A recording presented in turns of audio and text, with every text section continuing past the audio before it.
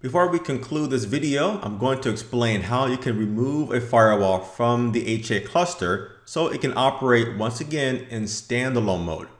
So make sure that you're on the HA cluster or the HA monitor page, and you have to disconnect the slave firewall from the cluster first. So to do that, you can simply move this to the side, and for the slave, you'll click on this little option here, and then OK to disconnect the cluster member. Now, when you go back to the HA cluster page, you will see that firewall number 2 has been removed from the list. So here's what's important here to really understand. It's really important. When you are disconnecting the firewall, it will remove the configuration from the interfaces.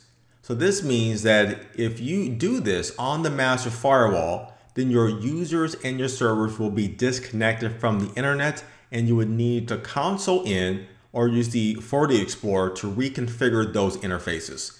So if you are using an HA cluster and you want to remove one or more of the firewalls from that cluster, it will affect the configuration on those interfaces, which means that you should not perform these changes remotely or during business hours.